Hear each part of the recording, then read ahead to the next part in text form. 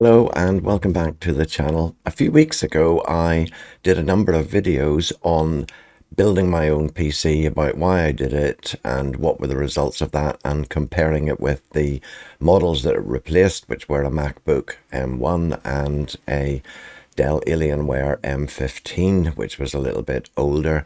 I compared the performance of the new PC with that, but having built my own PC, that has given me the opportunity to set it up with various memory configurations, and I thought it would be really useful to see what the effect of different amounts of RAM, different amounts of memory are on running Adobe applications, and specifically running Lightroom and Premiere Pro.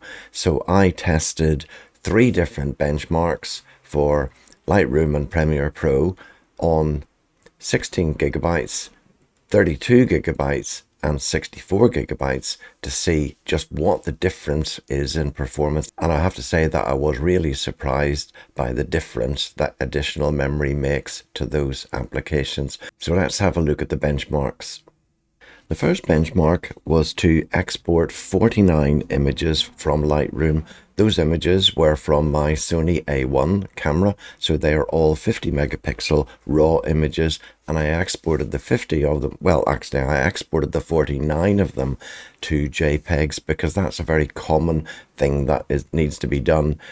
If you're a professional photographer, say for example you're a wedding photographer, you might have to output a couple of hundred images to JPEG, and so the speed at which the processor can handle that, the speed at which your PC can handle it, makes a big difference to your workflow. So let's have a look at the results of that.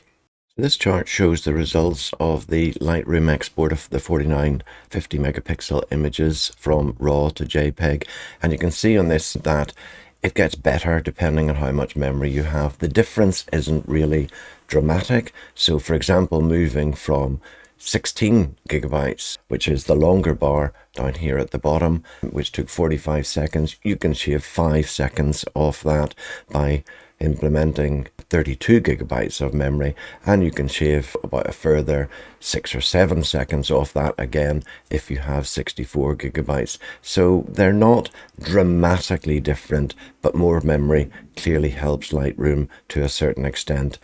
You can get by really with 32, and I think it will perform acceptably well. Then moving on to the Premiere Pro benchmarks, I created 2 sequences. The first one was a multi-camera sequence using 3 cameras. It was using a Sony A1, a Sony A7S Mark III, and a Canon R3. All 3 of them were shooting in 8.265, 4K, 10-bit 420 video, so there was quite a bit of content there. It's all fairly well compressed. And then in addition to that, there were 3 audio streams matching up to the 3 cameras, and finally a music track on it. And just to make that a little bit more representative maybe of a normal sequence that you might work with, I added in some images. Premiere Pro typically has a bit of trouble with images, and some of those images were very high resolution. Some of them were stitched panoramas, and Premiere would then have to condense those down into a 1080p output sequence, which takes it a little bit of time. There was also a music track behind that one as well, and a number of different graphics transitions and effects that were put onto it. It was a 15-minute long sequence, and we'll have a look at the results of that and see the effect of memory. You can see here that the 64 gigabytes version is at the top here, and the 16 gigabyte version is at the bottom. And really, with 16 gigabytes of memory, Premiere just absolutely struggled to process this at all. It ran really, really slowly. 32 gigabytes really made it quite acceptable. So the 15-minute sequence was output in 600 seconds, which is just over 10 minutes. And if we moved up to 64 gigabytes, it ran a bit faster as well. I think the thing that slowed it down was primarily processing the images, and the rest of it was absolutely fine. And then the second sequence that I created in Premiere Pro was a mixed sequence with multiple different video types in it. Some of them were from DJI drones, some of them a DJI Pocket. some content from Sony cameras, some recorded from OBS, some stock video, a variety of different things. And into that, I've thrown some images. I've got some 10-bit 422 4K H.265 video, which is typically quite challenging, and I put warp stabilizer onto that just to give it a real challenge. So that created a 7-minute sequence, and it's a really tough sequence for Premiere to process. So let's look at how long that took with the different memory configurations. And here the 16GB configuration completely failed to complete. I tried it several times, but towards the end it just gave up and basically hung up, didn't go any further. And you can see for the 7-minute sequence that it took almost 400 seconds to do that with 32GB. When I watched what was happening on my system, I could see there was a lot of activity on my C drive, so there must have been a lot of paging going on.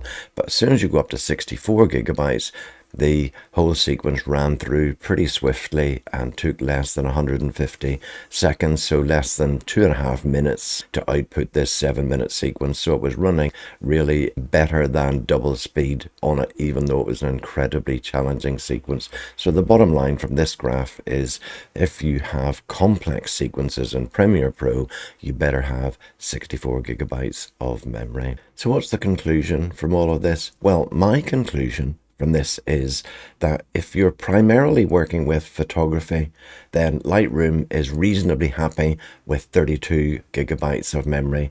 It will run a little bit faster, especially if you have a processor with multiple cores. The extra memory will help it a little bit moving up to 64GB, but you can get away with 32. But if you're running Premiere and your sequences are complicated, and especially if you're doing things with images or 10-bit 422 H.265 4K video, then if there are multiple streams of that and various transitions and graphics, then 64GB is really needed for it.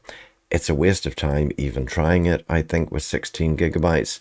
32GB will enable you to get by, depending on how complex the sequence is. But in my opinion, for Premiere Pro, 64GB is the sweet spot. So I hope you find that useful and interesting. Maybe you need to have a look and see what your configuration is. I'd love to know what your experience of it is. Obviously, it differs dramatically depending on whether you're working on a Mac or whether you're working on a PC. But for this experience, working on a PC, 64GB for Premiere is the sweet spot, in my opinion. Thanks for watching, and if you enjoyed this video, please give it a like, and I look forward to seeing you in the next one.